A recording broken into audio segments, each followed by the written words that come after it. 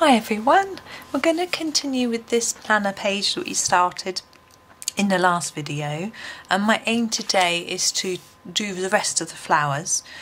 We've got this pair of quite large flowers at the bottom, which I'm going to start with, I think, and then we'll do the others after. I'm going to zoom in a little bit for you so you can hopefully get a better view of what I'm doing. Now I'm going to do these orange because we've got the purple and the yellow and the blue, and we've got a sort of reddy pink. We will go for other shades of colour as well, but we'll go for orange here. And I'm going to grab, probably start with the dark orange, this isn't the darkest shade, this is number 4. I might use some of the darker shade later, but I'm going to start with this one. And I'm going to start in at the centre with the darkest shade. Now I normally do that because I think when you look at a flower it's usually darker towards the centre just because of the way the petals are, because the petals don't lie flat as they are drawn on the page here. They sort of dip down into the centre of the flower normally, and so there's a bit of shadow on them. This gives them a slightly more realistic feel, although obviously we're not going for photorealism here, we're just going for fun colour, and you know, we just want it to look like a flower. So what I'm doing is I'm putting down quite a few layers here and then a little less as I move out from that edge, and I'm just trying to, you see I'm doing this little scumbling movement towards the outside. That's so that when I bring in my next shade I can more easily blend it into this colour. If we have a harsh line then it's quite difficult to blend it in, but we can always do a few layers if it doesn't quite work. But if we put a really heavy dark layer down it's very difficult to then get rid of that without, obviously you can use a rubber, but it's easier to get it right to start with, because rubbers, although they have some, they work well to some extent, they aren't brilliant with coloured pencil. And this is the same technique again. The flower is slightly bigger, it's got more layers of petals. So now in my last video, you may remember if you watched it, so this is we put together as a series. I had loads of parcels come through the door, so you might be interested to know what was in them. One of them was my nephew's birthday present. Can't tell you what that is in case my sister watches the video. She likes to have a surprise as well, so can't reveal that because this video will go out way before his birthday, I'm sure. But it was a rather nice little thing that I'd ordered, and I thought there was a lateral flow COVID test. That was very exciting. I shall look forward to having a go at that later. And there was also another item. Now my nephew, I'd ordered 2 things for his birthday, so I thought they were both coming today. The one was addressed to me and the other was addressed to Mr. but with our address. I thought, that's a little strange. I thought, oh, maybe because it was a little company that I ordered from, they got it a little bit wrong, so I opened it and I found out it was actually a parcel for my husband, which I should have guessed from the fact that it said Mr. Very definitely Mr. on the envelope. And it came from Jackson's Art. Now Jackson's Art is a lovely small art company. They aren't teeny tiny, they have a few branches across the country. I think they've got a couple in London and one near to where I live here. So we do sometimes visit them. At the moment they're not open, of course, but they do deal online and they deal internationally online. And I've actually had decided to join their affiliate scheme. So sometimes when I link to things on my video, they are affiliate links. I'm just going to grab my lighter shade of orange, which is 42, and start blending out some colour. So they are affiliate links, which means that if you buy something, I may earn a little bit of commission. It just means that I've got a little bit of money coming in that I can use to buy art materials and things like that. And you don't pay any more money for what you buy, so it makes no difference to you. So that's rather nice. And I decided I have been doing it with Amazon all the time, and it says on my every video at the bottom that that's, you know, I am on there.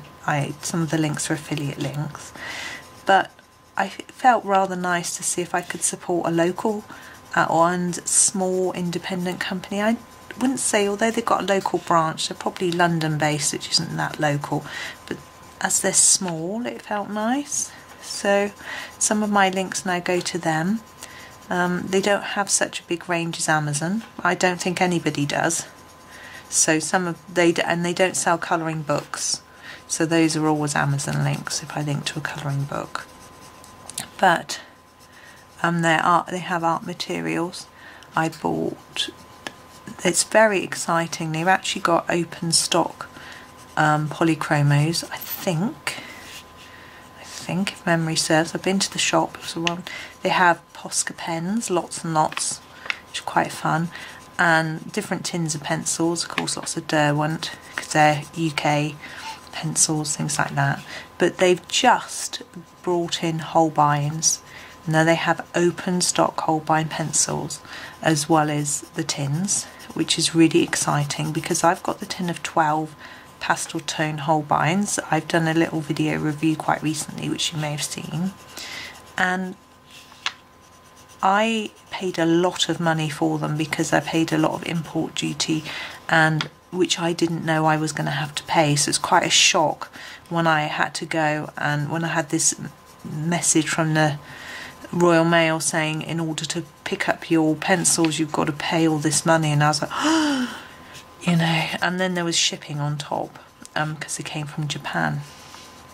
But when you buy from Jackson's Art, I'm going to go for a darker orange. I'm going to go up to the number 24 and do some more definition. So when you go to Jackson's, you know exactly what you're paying if you're in the shop. Obviously, if you're buying online, you will still have to pay some postage. But it's a lot easier to see exactly what you're going to have to pay, so well worth a look. I'm definitely very, very tempted to buy a few loose Holbeins to go with my pastel set, but I haven't got very much space to store any more stationery. I need to come up with some storage ideas. Now, I love it when people make suggestions, it's fab, but just to bear in mind, I don't like pencil cases. It sounds weird, and I know a lot of people do, but the ones with the little strings in that you keep, elastics that you put pencils in, I find that it's so irritating pulling the pencil out and then pushing it back in again. It takes so much time. I'm so used to just using a tin, and then it's just lying there. So I'm afraid those aren't for me. I know lots of people love them. That's brilliant. We all have different things that we like. A normal pencil case might work better, and I've got a really nice one I'm going to show you. Look at that. I'll zoom out. You can't buy these, I'm afraid, anymore. Look at that. It's lush, isn't it? In the UK, when Johanna was just sort of starting out, I guess, she had a lot of sort of extra products to do with Secret Garden, and she had candles, and she had those pencil cases, she had pencil wraps, which is what I'm talking about, that I'm not really keen on, so I didn't get one of those, and bags, which I was bought one of her bags by someone, which was lovely. I can't show you that. I've got a million colouring books in it. Well, probably not a million, no, but quite a lot. It's very heavy and lovely stuff full of colouring books, which is of course what it has to be used for, don't you think? I'm just looking in the camera because I think I've missed one. I have, and it's a lot easier to see in the camera. the knot. Okay, now this flower to me looks slightly darker than this one. I'm not going to worry about that. I think that looks a bit more natural. And I'm going to stick with this dark orange to do these little bits here. I think they might be supposed to be a little tiny layer of petals, and if they are, then they would probably be lighter, but this is how I'm doing it. Now the centre. Centres are interesting, aren't they? You can do all sorts with them, but they can be quite daunting as well. What I'm going to do is I'm going to grab this number 2, which is a very reddy orange. I'm going to just start with that very lightly. Anyway, so talking about how to store my Holbeins. Just don't know. Because I've got a set of polychromos laid out on my desk on one side. I've got a computer in the middle where I do my work, and I move the keyboard away, which is where I'm actually colouring right now, right in the middle of my desk. And on the right hand side I've got a tin of Derwent Lightfast and my Ergosoft, and they're piled on top of each other, not open, and I open them as I need them. Oh yeah, I'm happy with that, but I'm going to go in a bit darker down here.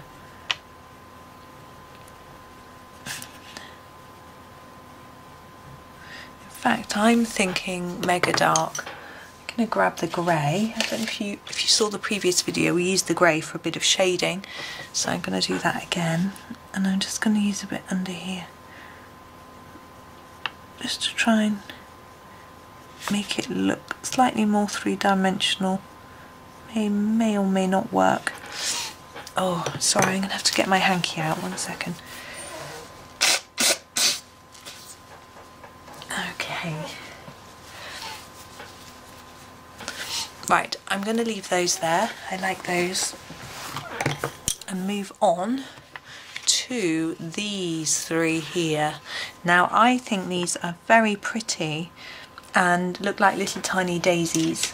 And I'm going to grab this pink, which is the 20, which is the lightest pink, and I'm going to try and colour them in a really delicate way so that we just get a touch of pink.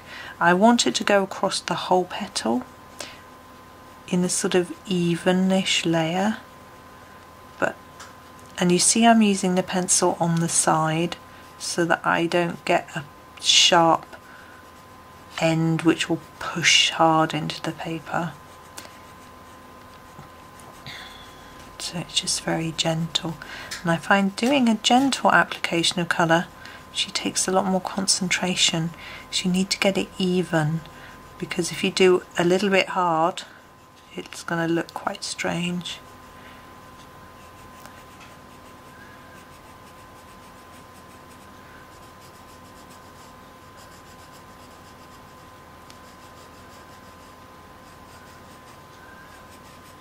And the last one, they're all going to be the same. Can you see it? Yeah. I'm just making sure there aren't any more. Oh, there are. I had a feeling there were more.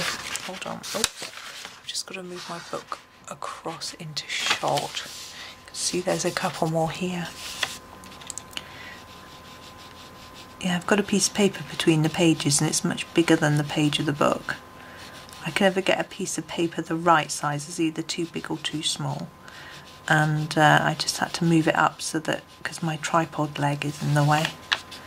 The joys of recording while colouring. Sometimes it's rather nice to think, I've got all the space in the world, no camera in the way. But I do enjoy sharing. So daisies have a tiny bit of pink and lots of white, but these have just got lots of pink, but just a little bit. Now the centres of the daisies, they would be yellow, and usually they're really, really vibrant, almost lemony yellow, so I'm going to do them this colour, which is number 10, and I'm going to do quite a hard application of that because it doesn't show up that well. Do be careful though, don't push down too hard and spoil your book. You might want your pink to be more vibrant than that. You can go over with more layers if you think that you would prefer that. That looks really fluorescent in this with the light, because I've got my lamp on. The yellows will shine. Okay, moving, I'm just seeing what we've done and what we haven't done. We have got this larger flower here, this one, these three and these two. Now, I don't think these two are the same, going to be the same, they look quite different. Obviously these two are the same and these three are the same. So now I'm thinking colour.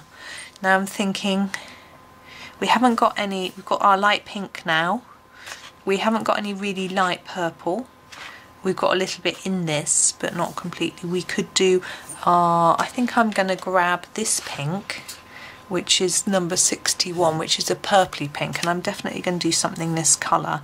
And I'm looking at the layout, you can't see the whole page, so it's trickier. I shall just show you.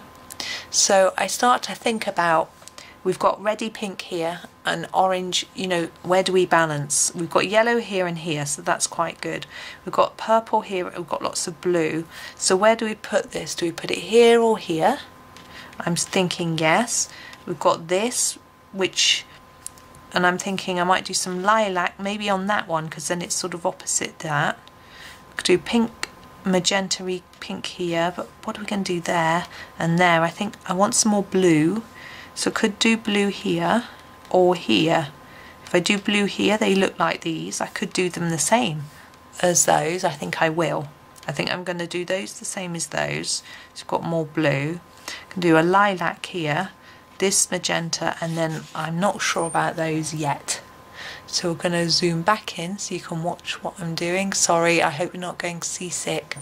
And we're going to do this one first with this, I call it magenta, but different pencil manufacturers have different names for their pink of this. Magenta in polychromos is a much darker colour than this. So I'm putting lots of layers near the centre and then less as we go out towards the edge of the petal. Nice and simple.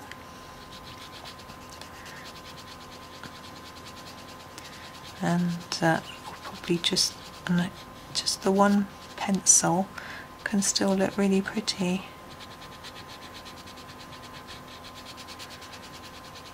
I think I pressed harder on that one, but we can always go back and put some more layers of colour onto the other petals, because I don't think there's enough contrast of colour.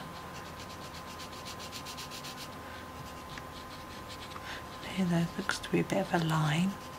Try and smooth it all out a little bit. There we go. Now the centre of this one could do this pink colour, but all our other centres are different colours to the actual flower, so I think I might do that. And I might go for the pink that we used for the daisies down here, but because I'm going to be applying it harder, it won't look like the same pink. And I'm going to do it in a similar way to how I did the centres of these, so darker at the bottom. And it looks a bit more three-dimensional then. No, I'm just going to do these two with the blue that we used. I'm just trying to find it. It was the denim-y coloured blue, which is number 63, I think. Yes, just checking my notes, because I've got notes. I keep a note of the pencil numbers so that when I put the video together I can let you know what I used in the description, just in case you want to get organised beforehand. I used to find it really useful when I was following tutorials to get the pencil out first, and if I didn't have that set I could go and look up what I needed and get them all ready and get prepared. So we're doing the same technique we did for these, the larger ones, which is in the first video. So just more layers of colour at the top and then reduce it as we go down until it looks like a fairly even gradient throughout. Okay, and now we have got this one and this one. Now I'm going to do this one, the lilac-y colour, which is this light purple, number 62. Now, I'm really not sure what this is. It doesn't matter. I'm just gonna go for it and do a lot of layers at the bottom and then fade it towards the top. You see I've ignored that teardrop shape. I think it looks pretty just showing through my shading. I'm not going to do it a different colour. It could be a water droplet, and then doing water is, I haven't done water for quite a long time, so you would do a lighter colour behind, and so I'll show you with this one. So if you were doing, this is your background, this is the main colour, so I fade that up towards the end. So this I would do slightly lighter than what's behind, and then I would emphasise a shadow under there, and then put some white, blend that in with some white pencil, and then get a white gel pen to do a shine on it. I'll have to do some for you in a video, but not today. There we go. I think that looks quite nice. And now we've just got this one left, and I'm thinking we have only got the one orange flower, so I think, whoops, let's get it into shot. I think orange would work, but maybe we'll go for this peachy one, the number 43, rather than going for the bright oranges which we've got on the flower at the bottom. And I'm going to do the same technique with the darker centre and lighter coming out from there. I don't use this colour a lot. My husband, when he was in his pencil phase, at the moment he's enjoying watercolours, he used to use loads of this for like sunsets on his pictures. He got through loads of these particular colour. He really liked it. He likes this Ergosoft. But he bought lots of spares for the colours that he used a lot of, because you can buy them open stock, meaning you can buy singles or in sets of 12 of just one colour. Trying to think where he was getting it from. I think Colt Pens. Now we have the centre to do. I'm going to go for brown, because this is a slightly brownish, well, it works with brown, it's not a brownish shade, what am I saying? So I'm taking number 49. I'm going to go over it all lightly first, and then I'm going to do a darker bit at the bottom, like I did with the other flower centres.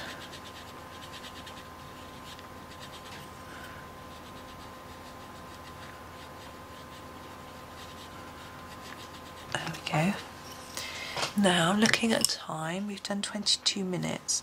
I think we'll zoom out. I've just realised I took no photo of the first, after the first video, so I haven't got a photo of what I did in the first one, never mind. So there we go, that's all the flowers done, and we shall do some leaves in the next video. So thank you very much for watching, and happy colouring.